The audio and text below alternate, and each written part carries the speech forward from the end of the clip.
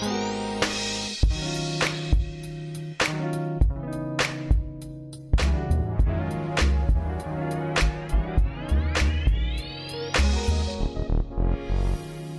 everyone. In this next episode of Scouting for Growth, we are thrilled to welcome Yannick Even, a visionary at the intersection of AI, analytics, and generative AI.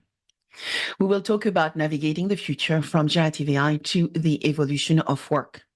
With over 2 decades of experience in transforming global organizations into data-driven powerhouses, Yannick's journey has taken him from the corridors of management consulting across Europe and Asia to pioneering roles at Swiss Re, where he led the charge in integrating innovative tech and data-driven solutions into the market.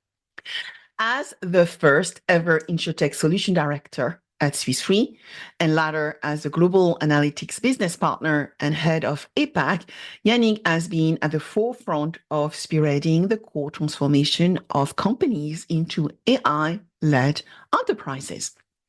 His efforts have not only tripled team sizes, but have also delivered groundbreaking AI and data-driven insurance services, contributing significantly to the industry's advancement. Today, based in Zurich, Yannick channels his expertise into developing top-tier generative AI upskilling programs for corporates, including the Digital Insurer Global GenAI Explorer program supported by Microsoft. His commitment to empowering startups to achieving and scaling their business through his extensive network and expertise is evident as well in his role as member of the advisory board of the Voice, as me too, and a senior advisor to Sparrow Analytics. So join us as we dive deep into Yannick's insight on the transformative power of generative AI, the future of work, and how these forces are reshaping the insurance industry and beyond. You will not want to miss this discussion filled with thought-provoking insights and expert perspectives too on navigating the challenges and opportunities of our rapidly evolving digital landscape. So join me and let's welcome Yannick Even.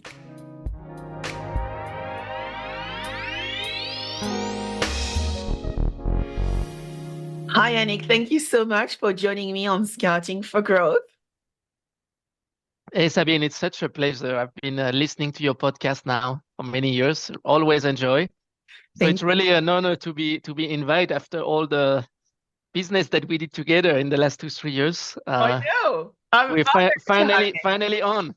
Finally on. And you know what? We are going to talk about an amazing topic that everybody is so scared and not sure about, which is actually around generative AI. But before we go into the meat of our discussion, tell us about you, Yannick. You know, you have been in the industry for many years with over 20 years of experience.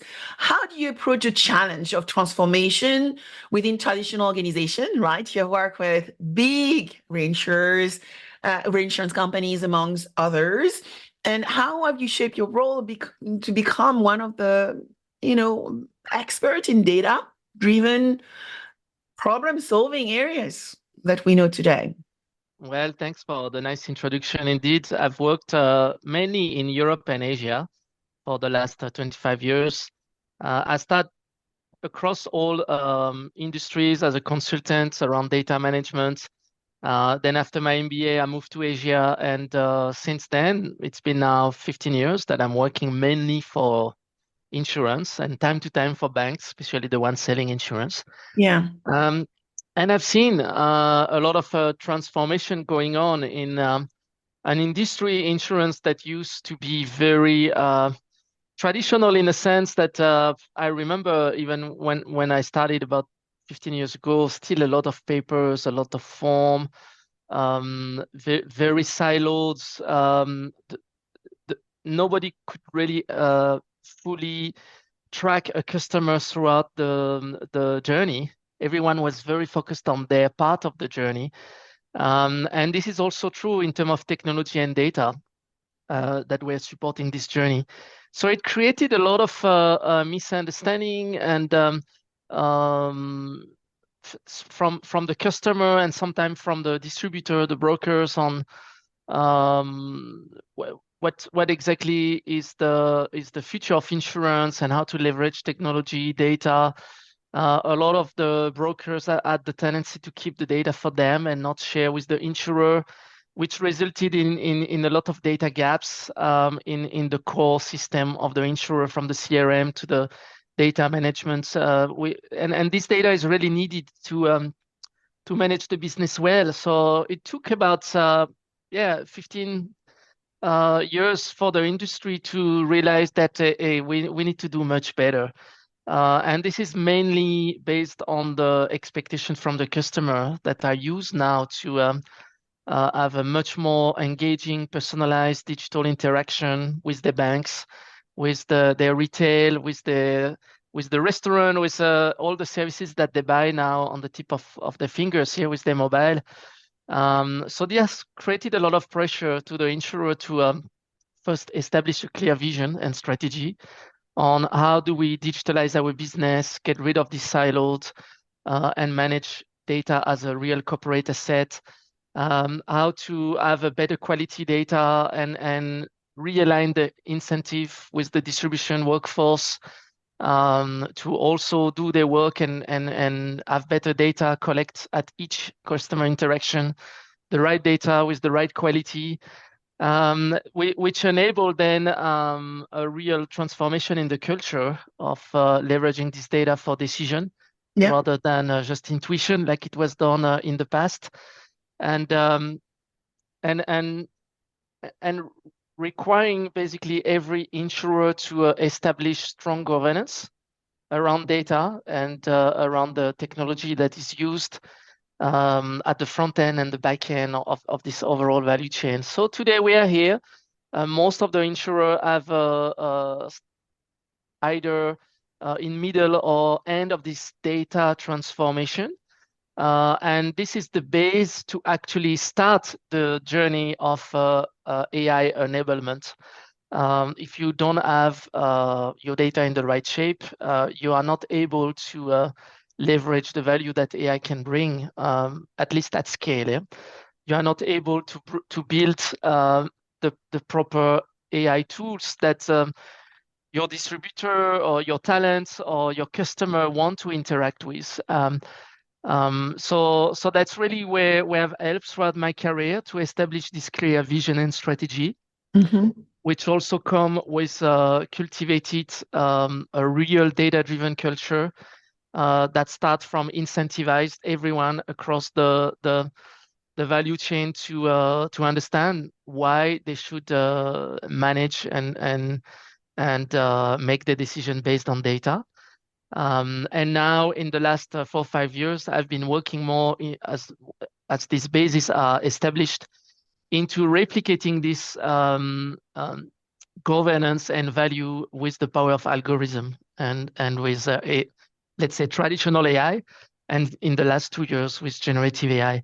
But it's really important to see that the value come if this basis around governance, around managing your data as corporate assets, around cultural transformation, and managing the risk is properly set. Yeah. So interesting enough, when you think about the insurance organization, it's built often based on M&A, merger and acquisition. So a lot of disparate data sources. And then to leverage that data, you have to rethink your organization in very different ways. Can you share with us some of the views or your experiences you've seen challenging, maybe startup entering the insurance space, or even the organization of insurance when we talk about data? Because you highlighted that to make better decision, we need the right data. But the biggest problem we have in insurance is the data is often very siloed, fragmented, and disparate across organizations across the globe. Yeah, that's right. Maybe I can take the example of the last 5 years journey at Swiss Re. Yeah. I've had the chance to witness and be part actually of this transformation, where from the top, from the board, basically the decision was like, we need to become a data-driven company. All our business have to be basically translated into data or based on data. So we had this view that we wanted to become a data-driven company, and we actually adopted a few things that were initially not easy to get the buy-in from everyone. So some domain went faster than some others, but ultimately at the end, everyone saw the value. So one was to build a common data foundation where we basically have an agreement of how for example, around data quality, even definition, common definition of data, have a catalog of data, data custodian. So I have a bit of this governance and business definition of a common business definition across domain of the data. Then on top of this foundation, we built the governance layer. So who should have access to what, and try to basically take out these silos. In the past, people have the tendency to keep the data for them because data is power. You don't want someone else to go into your data and say, oh, but the assumption you made there is wrong, or here the data is not good quality, and you're making your decision on bad truths.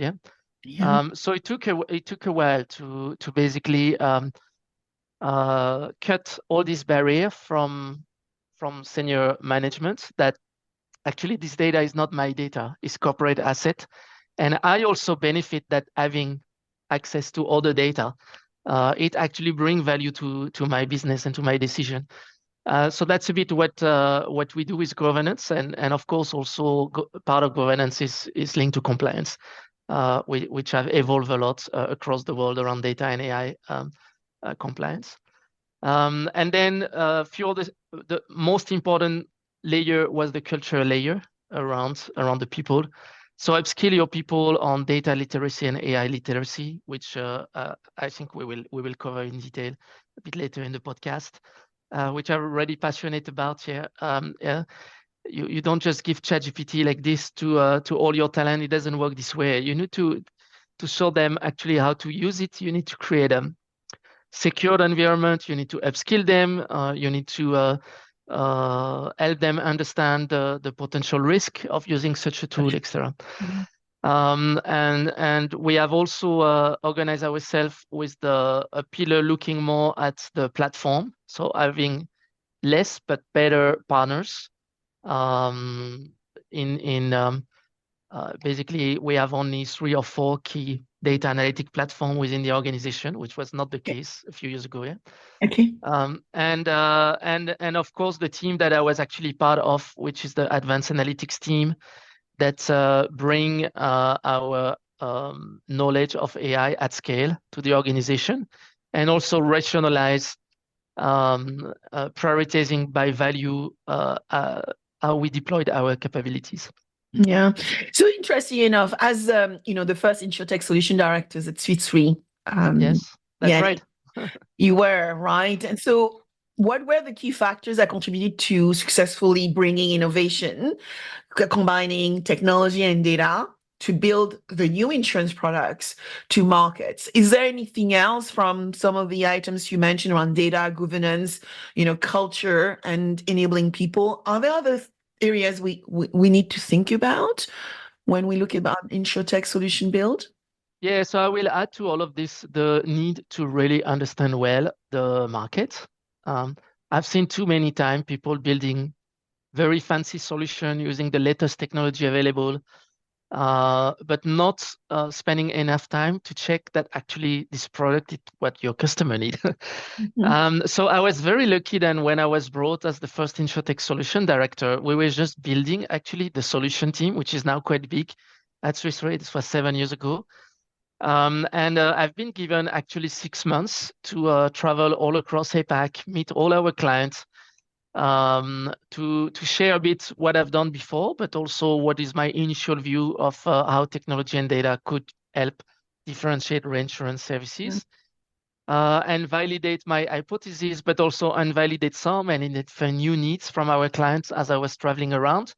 And more importantly, fine tune the strategy per market, because APAC is That's quite massive, 15 different markets for us, and fragmented as well, right? It's massive. fragmented regulation, fragmented need, very different way that insurance is bought across this market. So this was really a luxury to have the 6 months to validate the needs and build the initial InsurTech strategy. Then after that, I start building a small team and we start to deliver. So we try to keep a balanced approach. A few projects where I would say more to showcase a bit how innovative and disruptive we could be. Could be. Mm-hmm. So for example, we launched the first parametric health product using electronic health record in Singapore. This was 5 years ago, yeah, using blockchain. It was not necessarily, but just to add a tech component to it. We launched the first wellness product in India. We launched type 2 flexible price, type 2 diabetes flexible price in Thailand, just to name a few. Then we kind of disruptive, very innovative product to signal our client that we could help, but also to validate our initial hypothesis of where do we want to innovate. But at the same time, I try to keep a balanced portfolio approach to have some solution more tech and data augmentation of what we were already doing. And this way in our major market like China, Australia, Japan, where we look at what do we do today and where tech and data can actually augment and bring value at scale into the way we do business. So keeping this balance really helped me to establish trust that we can deliver and create an impact, but also showcase that we can help our client to be innovative. Building high performance team today is critical. So how did you manage to lead and grow your APAC team to I think a significant size as you were there for quite a while to contribute to the company's financial results? How did you do that? Well, I think I was a bit lucky to be at the good place, the good time. So after 2 years and a half leading this InsurTech solution team, I had the chance to take the lead of the advanced analytic team, so data scientist, data engineer, all across APAC. It was a small team when I take the lead, about 7 data scientists, a bit all across the region. So I had the chance that after 2 years and a half in the organization, meeting a lot of clients, and I had a good view of what we should do with AI and data science. So I had also the opportunity to quickly grow the team. So with the view of the type of solution that I know we wanted to build on, keeping the balance between building AI solution for client, but also augmenting our core. And looking at the existing talent I had, I could quickly identify the gaps and fill these gaps. What I was also looking at is try to keep a balance between data engineer, data scientist, try to keep a balance between gender, which was really important for me. So for example, my team in China was 50-50, which is very rare in data science. Yeah?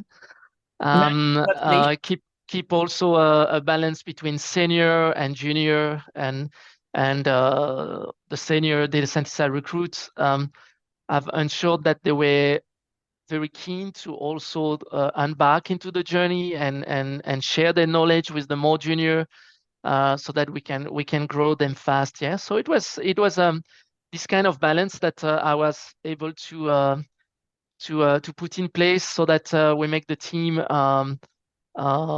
performant. I was at the right time where we were able to basically scale quickly, and as we were providing more and more value to the business, we grew. So triple sized the team in 2 years across 5 locations, and then split into 2 chapters, one dedicated to China and the rest for Asia. And this was also the time of COVID, so a lot of challenge as well to grow the team and to keep the team together. but looking to all this balance and making sure we constantly focus on re-evaluating the business value of what we build and prioritize the project according to this. So killing the one that are are not providing the value they should, and launch the one where the business validates uh, strategy, focus, and value. So this flexibility to move quickly to valuable project was also a big plus. Yeah. That's superb. Yeah. With your title, which was around supporting the insurtech ecosystem and also building solutions, you have also therefore gone into being an advisor and a board member for insurance technology providers, big ones, small ones. How do you leverage your network and expertise to empower those companies to scale effectively? Because as you know, the biggest problem for insurtech is getting the funding, scaling in the right way, and meeting their investors' demands, but also the commitments they've made when they signed the piece of paper. How do Yes. you help them?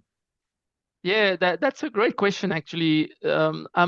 I'm in a board and advisor of a few startups. So first, the way I select them, it's looking to maximize the value I can bring them. So um, if the startup is too early, too small, with not the ability to scale, I will usually give a few advice.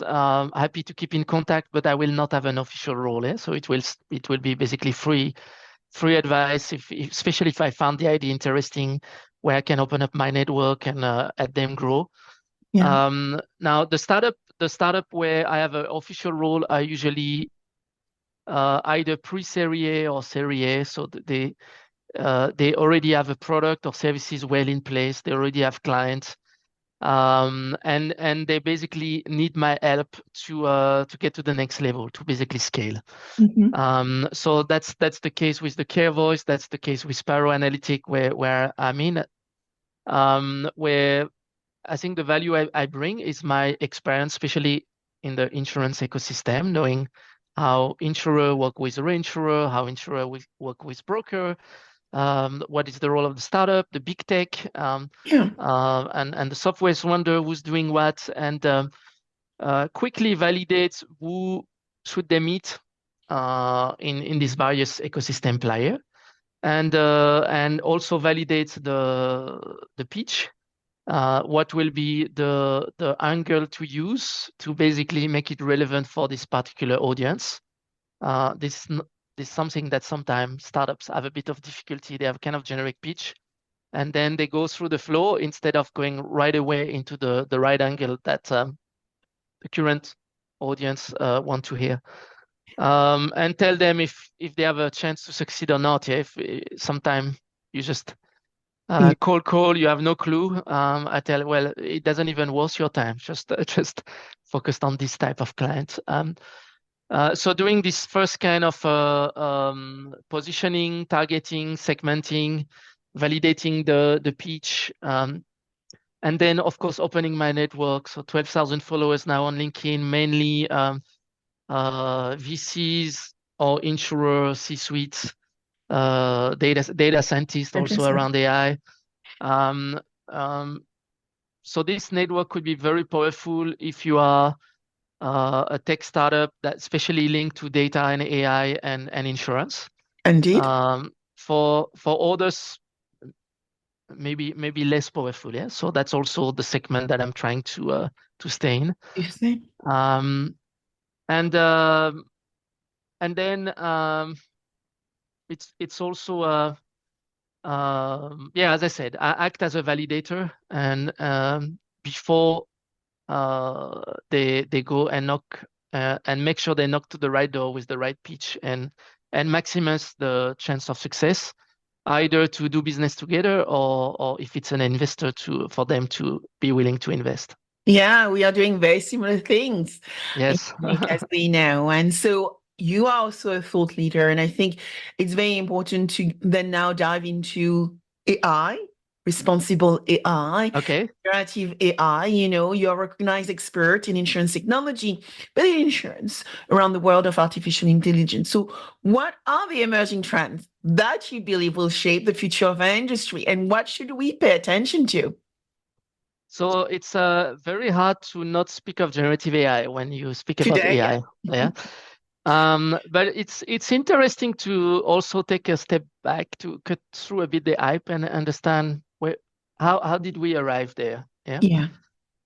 So AI in the past, if we go to last century, was only for researcher, then it moved to be used by corporate in the 80s, and starting to basically create value at scale with more data and more digitalization.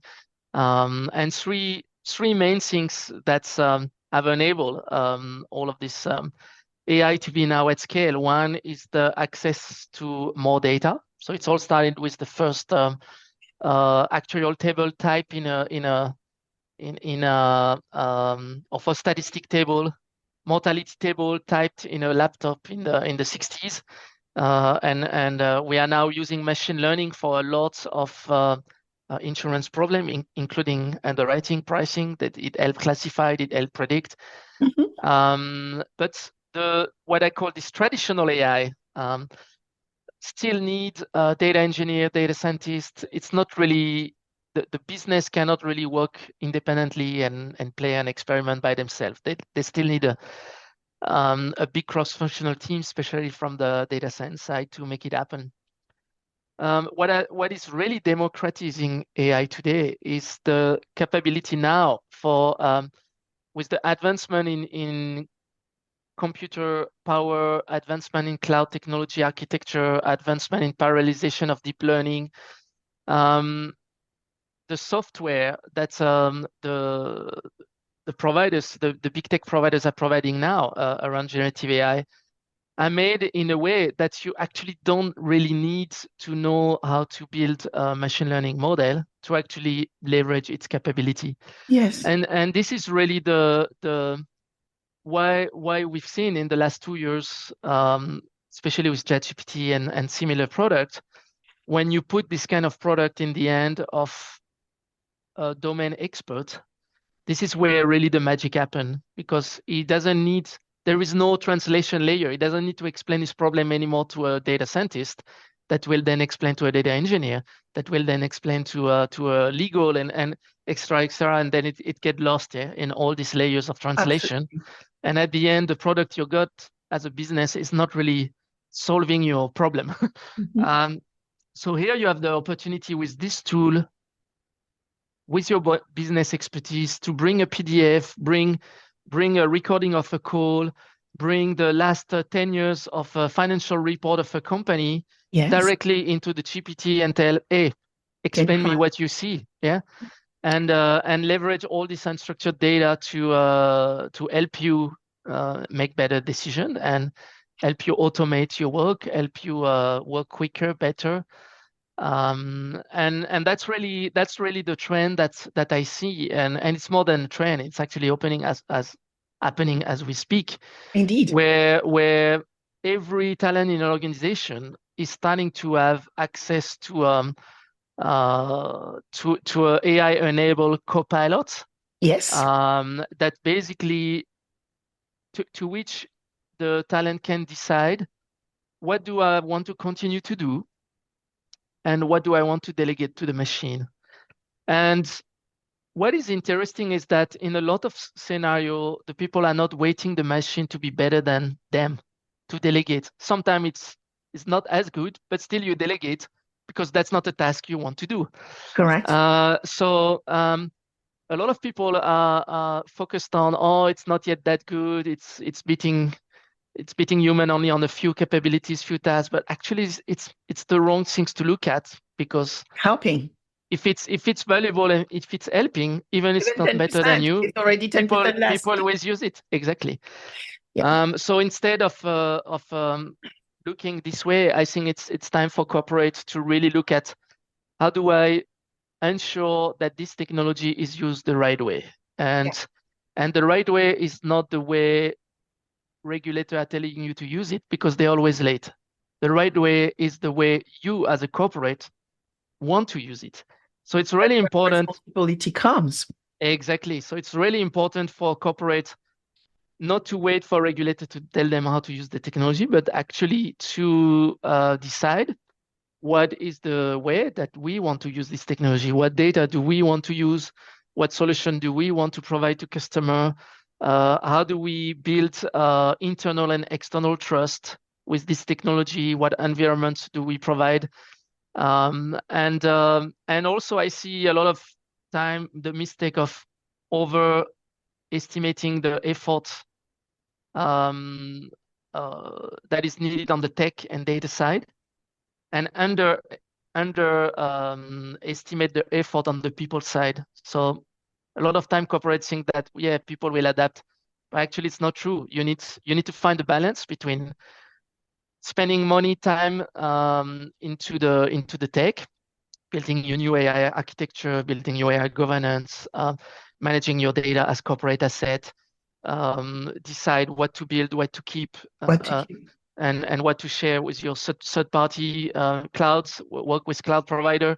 This could take a lot of your time and effort, but then you need to spend more or less the same into educating, upskilling your people so that they feel entitled to actually leverage this technology. They feel comfortable. They can play with it. They can experiment and basically start creating value. This is not done by just giving them the tool. You really need to basically build a community, build a culture, upscale, yeah, educate the people on the risk associated to these technologies, extra.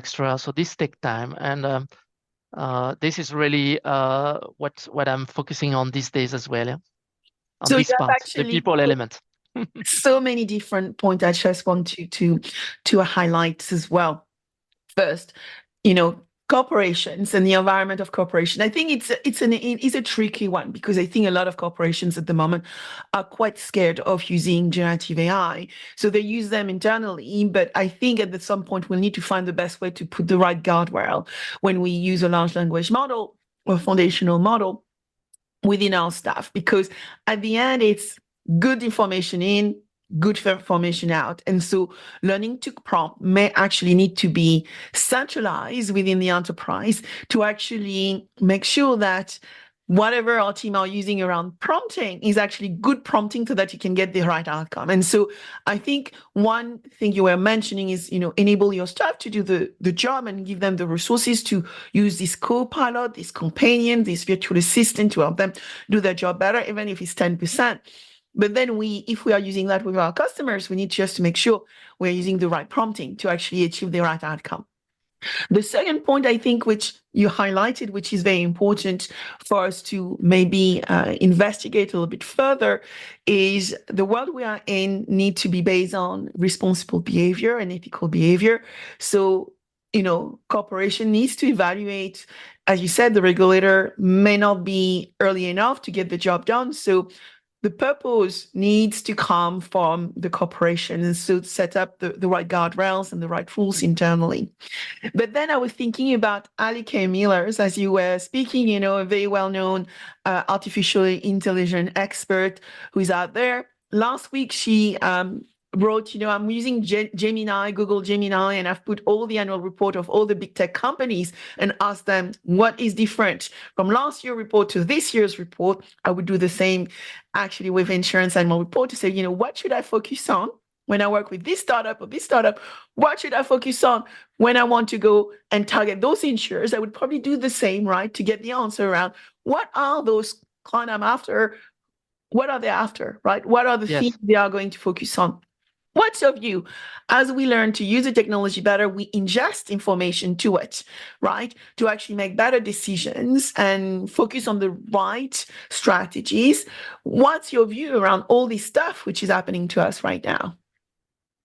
Yeah. So first, you spoke about the art of prompting. It's important, but it's also important for corporate to also bring the right data to to the people that will prompt this copilot, yeah? Because what we've seen is that 90% of the use case with GenAI doesn't require the large language model to be changed. It's all about the data that you bring to enrich your prompt and then the prompt itself. Yeah. Okay. So if you basically bring the right data and you upskill your talent to prompt, then you can, and you build, of course, the right corporate environment that is all protected and all. You can actually totally decentralize. So your governance could be best practice around we know who's using which tool, but you actually don't really need to track every prompt. Yeah, once you've upskilled the people, they understand the risk, and once you also bring them the right data to enrich your prompt, you actually limit the case where the output will be bad or not usable. That was just one Yeah. additional point to what you said.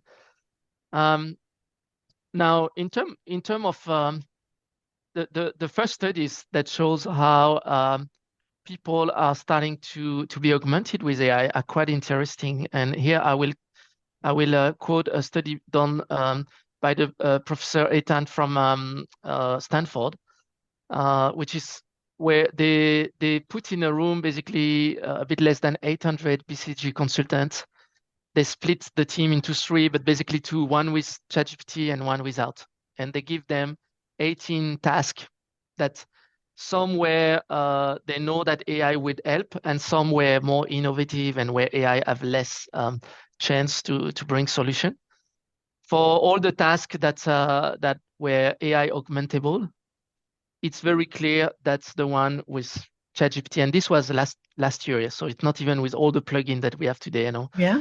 But the every consultant from junior to senior were able to do things quicker, better, much more quality, and it's not 10%. We're speaking about more 20, 30% in some cases.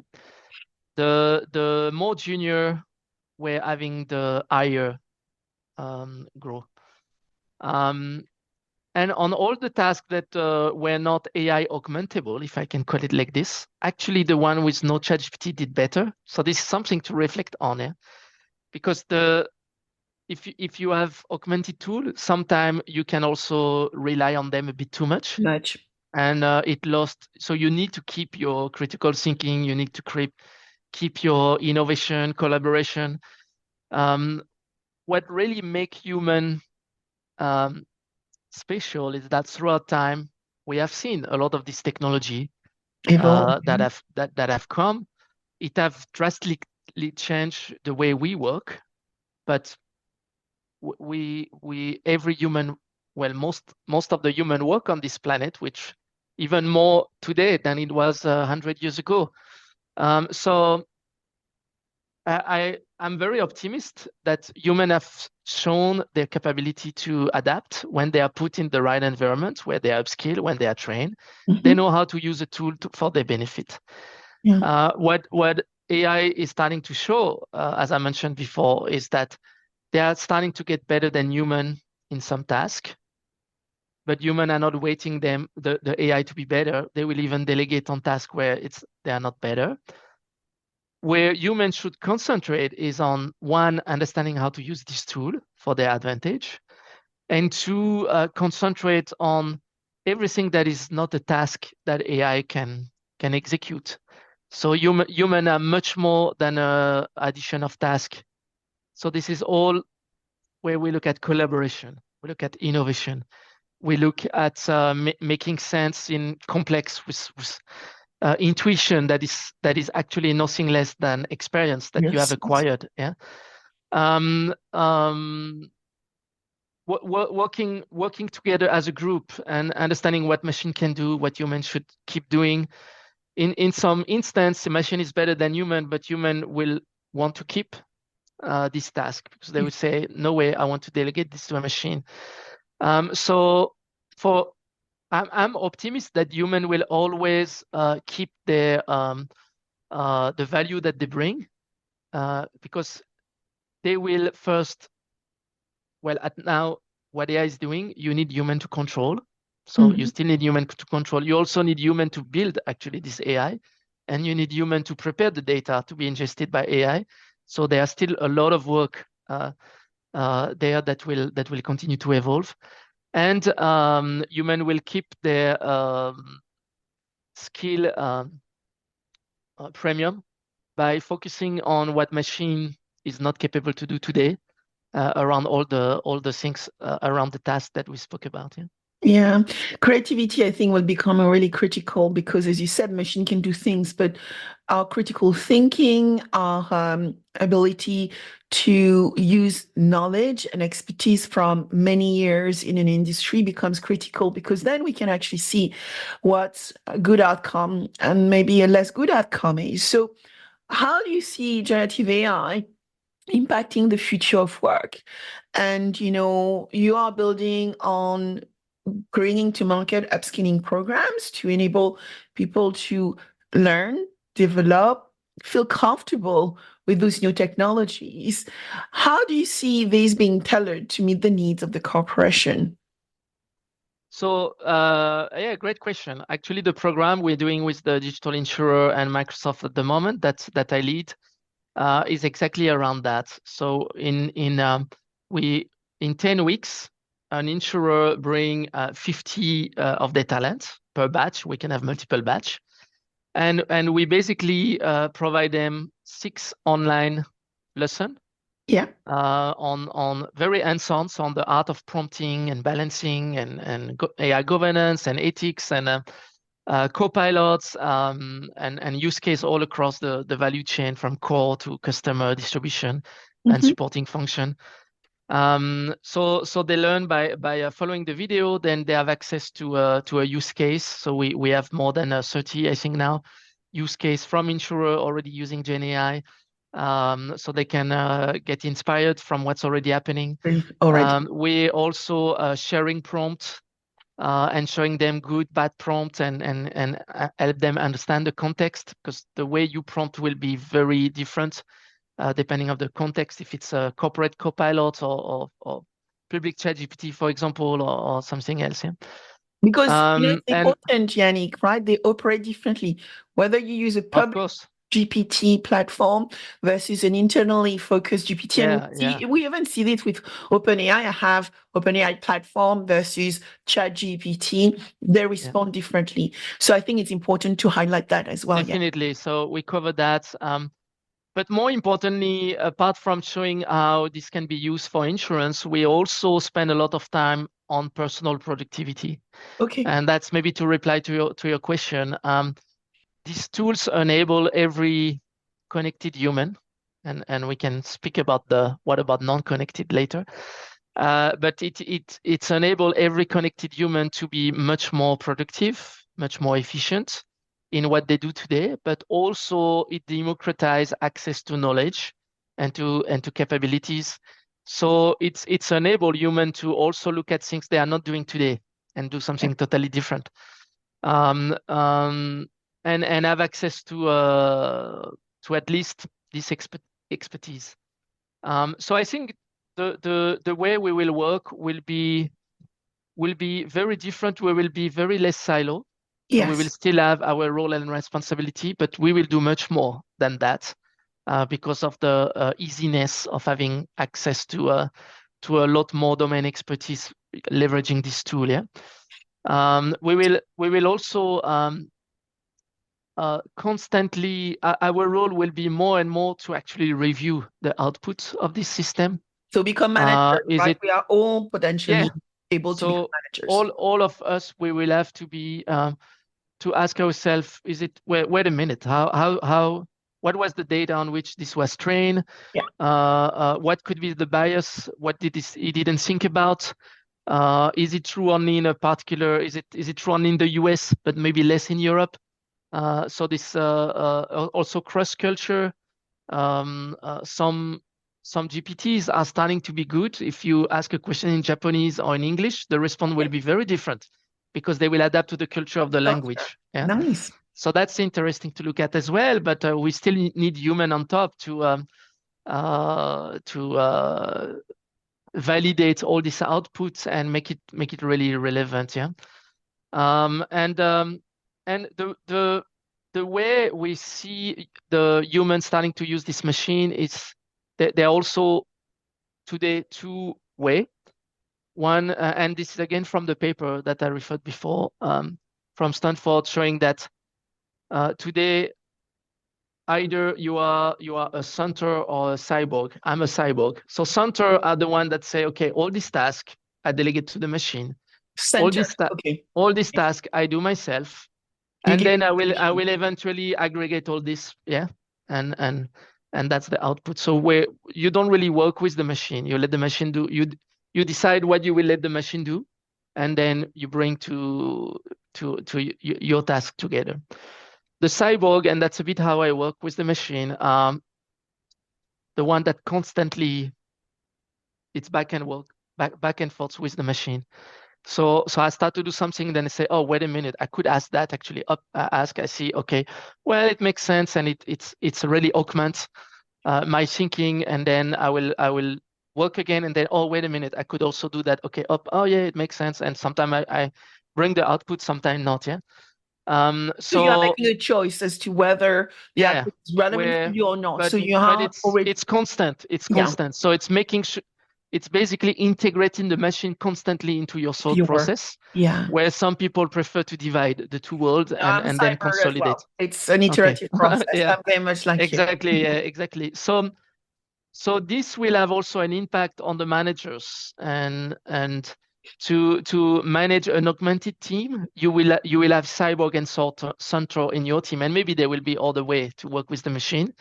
So the managers will have also to adapt to that. So working as a group, you cannot expect that, okay, let's all work as cyborg. It will not work with, at least with the others. Yeah. Yeah. So that's something that managers will have to learn. And then, of course, also the board and top management will have to then learn how to mitigate all the new risk that all of this bring, yeah, to the decision process. So making data-driven and AI-enabled decision, usually it's much better. You get much better outputs, and your company will perform much better in terms of efficiency, in terms of retaining your talent, because you provide them the right tool, the right environment to learn and provide more value and enjoy their work. In terms of innovation and disruption, so you have less chance to be disruptive because you continuously disrupt the Learn. way you do business. Extra. So but then at the same time, it brings a lot of new risk that needs to be managed by not only the data scientist, but by the business. Yeah. All Basically. this is business strategy at the end of the day. So the key decision maker will also need, or actually need now, to be upskilled, so that when they see I don't know, a report or an output, they need to ask the question, hey, wait a minute, what data was used to actually create that? Make that decision. What could be the bias? Where did you use the machine? Where was it human? If it's a pure calculation, pure model, you will prefer a machine. If it's a more creative and with a lot of assumption, required domain expertise, you prefer a human. Yeah. But as a decision maker, you better ask the question: was it machine, or was it human, or who have done what? So that you make sure that at the end of the day, you make a decision on something that you understand, and where you can also mitigate the risk associated to the input that you take. Yeah? So you already mentioned human versus tech, right? And so human with tech is always better than human without tech nowadays. But you also And mentioned, better than take alone. Yeah. and better than tech alone. Thank you. Yes. But you also mentioned the connected human versus a non-connected human. What is that, and how do we make the best of both worlds? Yeah, I think that's something that we need to be very careful. I've always try to challenge the industry. So now we're back to insurance. First, not if we look to the latest statistic, it's only very few human or companies that actually insured. So the data that insurance have, it's not representative of the whole Of the population. Yeah, bias. Yes. exactly. So that's already one point that everyone should be careful, because when you make decision based on I don't know, 1/3 of the population or companies in the world, that's already a problem. Yeah. Yeah. It's a fair So point, so actually, Yannick. always coming back to this to say, hey, wait a minute, what exactly, what data do we have as an industry, as a company? It's even worse. Yeah. You Mhm. only have a very small segment of a population, of a market. So look at how could I enrich my data asset with data that are more representative of the overall population. And that's something that we actually covered in our paper that we wrote with the Monetary Authority of Singapore on responsible AI. It's all free online. It's called Veritas. I really encourage everyone to read our paper. I'm actually the co-author of 3 of the 8 papers. Very proud of that, looking at fairness and transparency for predictive underwriting, where we look to this topic. So how do we enrich our industry data with alternative source that cover full portion of the population, Yeah. especially for identifying new needs, for pricing, for that's really important. Yeah. So that you bridge the gaps. Then another gap, as you mentioned, is digitalization. Not everyone have access to a connected laptop, connected mobile. But this is reducing. Yeah, more and more people have now a data plan in the emerging countries. It's Yeah. they really leapfrog. But some insurer, if you go on their website, it works well on a laptop. It doesn't work very well on a mobile. Yeah. Yeah. So this create a divide. Like I'm never really using my even myself. I'm never really using my laptop for everything that is not work related. I Yeah. use my The mobile. Yeah. mobile. And I'm very frustrated when I go on my insurer website on my mobile. It's so small, I cannot read. It's like, and then they ask me to bring a form. So I think there've been a lot of progress, but it's important to Still think more to about do. all this. Yeah. Yeah. How to create Customer engagement, right? multi-channel and multimodal multimodal experience for customer that don't have access to a laptop, that have maybe a low latency on of the data plan on their mobile, um, or have a disability. So I think um, in the last, I would You're say, going three, to four social years, there have been a innovation. lot of progress in the industry, but the industry is still very far from best practice Yeah. that we can see in other industry. So that's also something to keep in mind. And the principle of using data and algorithm responsibly, there is also fairness, transparency. Um, it's not only about inclusiveness. So fairness and transparency could be very, very sensitive for insurance, um, because, well, it's very complex when you do the risk selection, when you do I pricing, see. when you validate a claim, to which you also don't want to be too transparent, because otherwise the fraudster will find loophole and will trick you. Yeah. So you have to be careful, but you have also to be transparent in a way that explaining to the customer why you use a certain data feature to analyze the risk. Why is it good for them that you use this data feature? Explaining them why you have a few control during claims, Yeah. and why is it good for them, because the more fraud, the less value you give back to the customer at the end of the day. Extra. So having this transparent message, it's something that I've also not seen a lot of insurer very proactive at. Yeah. But actually, it's possible to create a positive environment, explain the win-win And this is where, for example, what we're doing with the Care Voice together, moving the industry into more efficient healthcare, moving into wellness, moving into personalized healthcare, Yep. moving the industry into prevention. Focus into ecosystems, All Yep. all this link to to what we want to do with data and AI as well, yeah, to this transparency, fairness.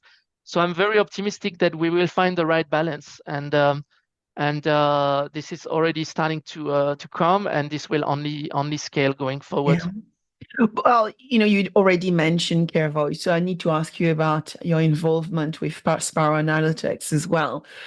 How do you see environmental data shaping the future of property and casualty insurance with the like of Sparrow? Well, it's really interesting because with Sparrow Analytics, which is a Swiss tech, Yeah. um, we we we defining the kind of a new standard of environmental data collection. So today, how environmental data is collected is not really replying to the need. It's Yes. fixed station across the city. It's not really well covered the non-urban area. Very expensive station with a lot of sensor, but these stations are located sometime in points that are not really relevant. And when, for example, I use on the various app that I used, I want to know the pollution, if I should open my window or not. What the right time for me to open my window to refresh the air? It's very common here in Switzerland to refresh the air once a day. So if my insurer could tell me, or whoever, or Apple could tell me, oh, this is the right time today, open it during this time and this time, less pollution, it's the best. Yeah. This would be wonderful, but today you cannot because you don't have this data. So that's exactly what we're doing with Sparrow. Nice. We bought basically a box full of sensor that you put on top of the all kind of cars, trucks, and we actually launching the post-Swiss, so all the cities in Switzerland will be covered, where you will have the sensor on your postman car. Yeah. And basically, what is beautiful with this system is that the postman goes every time, every day at the in the same area. So we will get basically the data from every street, every property, and we're collecting here everything: pollution, temperature, humidity, noise, related, so we can then compute a lot of the environmental calculated figures like AQI and all these things from all of the sensor data that we collect. So we're very excited about it, and we think that we are creating something really new that will be that creates so many scenarios, so many use cases. Once you have all the data about the environment, house by house, property by property, you can really work on mitigating the risk, on managing the risk, on creating some actionable solution Solution. based on proper environmental granular data. So that's what we are building. Yeah. That's super cool. So we are arriving, we could talk about this forever, and I'm very honored that we'll be able to do this together very soon at Hey, the it was great. conference. Yes. But when you look at the world we are moving towards, Yannick, what would you like, our listener to keep in mind? What would be the takeaways you would like insurance executives, tech startups, investors to remember when we look at the world we are entering from an AI, generative AI, innovation, collaboration? What are the things you would like for our listeners to remember? Yeah, so one first thing is that use it.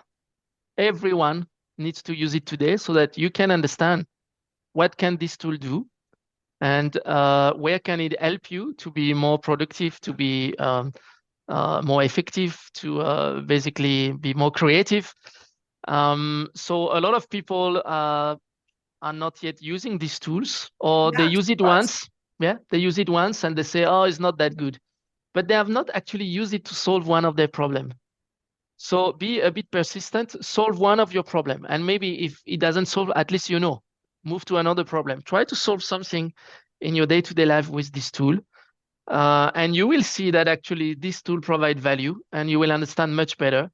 And you will not have to listen to expert anymore, because you will actually know how in Okay. your area you can actually create value. And then as more and more of the people around you will be in this state, then you can collaborate, you can even open up doors and create even more value. So that's the first message.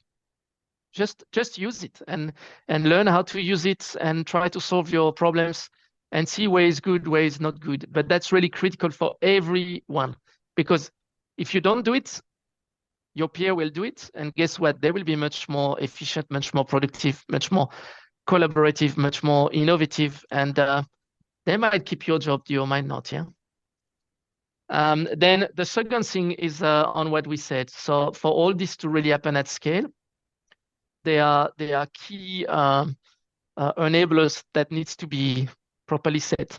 Managing your data as corporate asset is one, and Yeah. all the governance around it.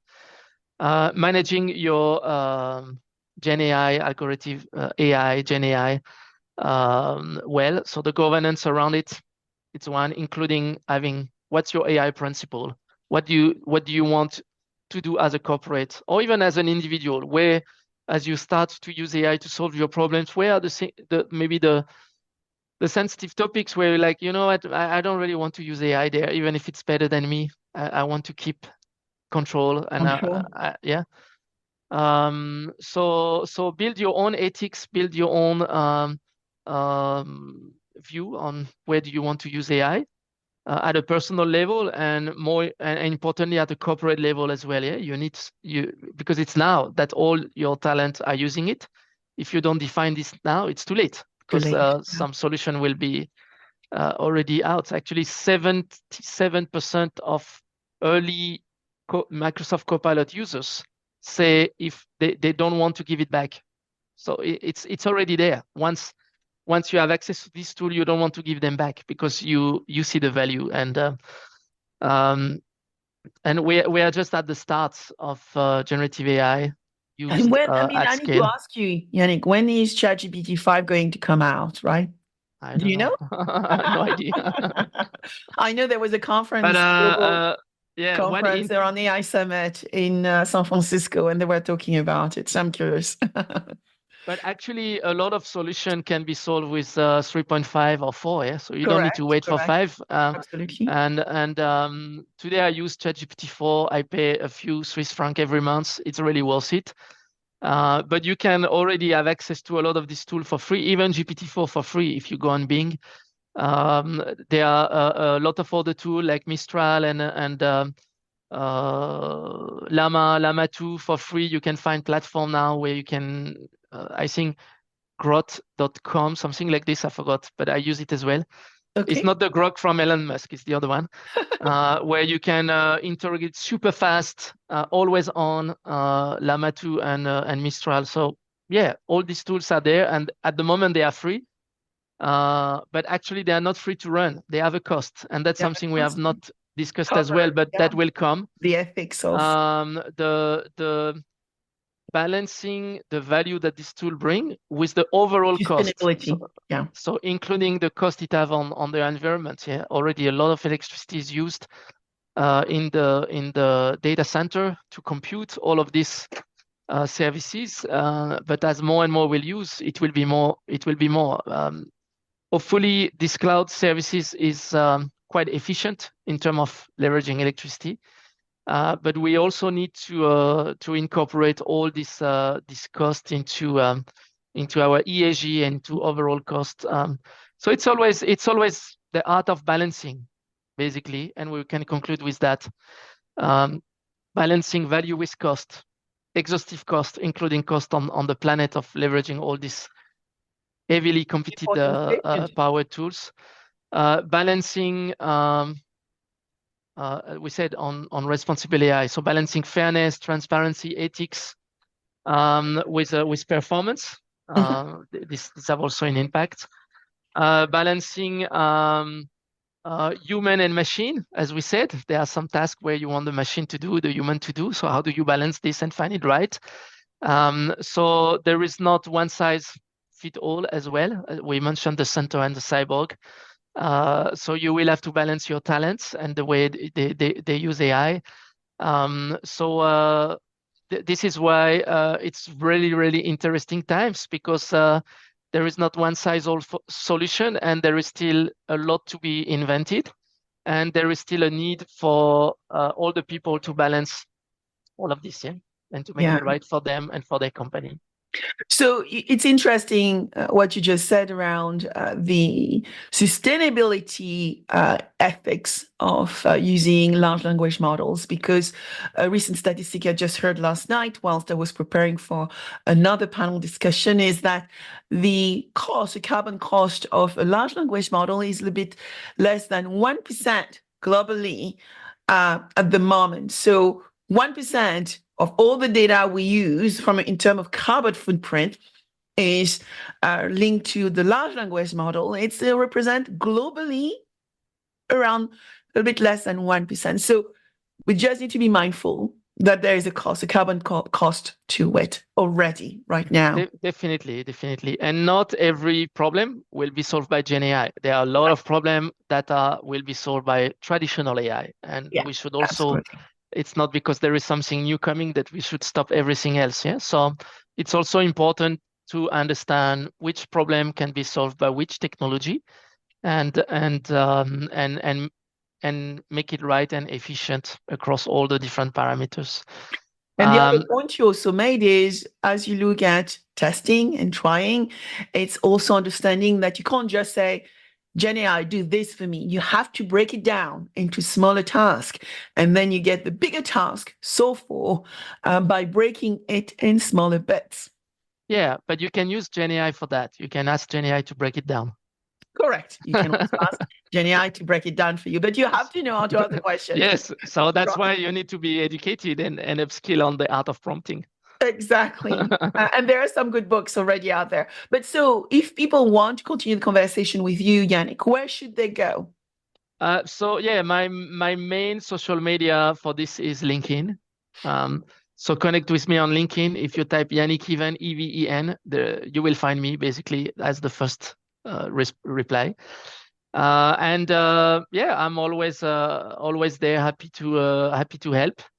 For the insurer out there, I also encourage you to look to the digital insurer Generative AI Explorer, partnered by Microsoft. We are just launching it, and we already have clients for the first lucky batch. So if you want to basically have a collective experience with 50 of your talent around generative AI upskilling, that's that you connect with us, and we will deliver.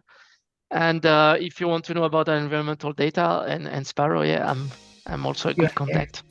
LinkedIn it is. Well, Yannick, thank you very much for joining me on. Thank you, Sabine, and see you soon.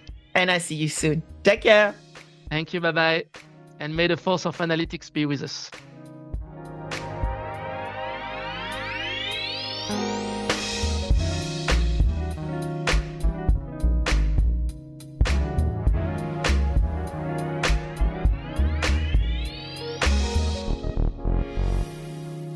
I hope you enjoyed this episode of Scouting for Growth. Please subscribe, share with friends, and leave a 5-star rating. Your rating is so valuable. I review all of them, and my team help me adapt content to meet your needs. Also, connect with me on my preferred channels. I am a B2B growth expert, so you will find me on LinkedIn, Instagram, and Threads, and X as well as Blue Sky. All information available below. Until next, keep scouting for growth.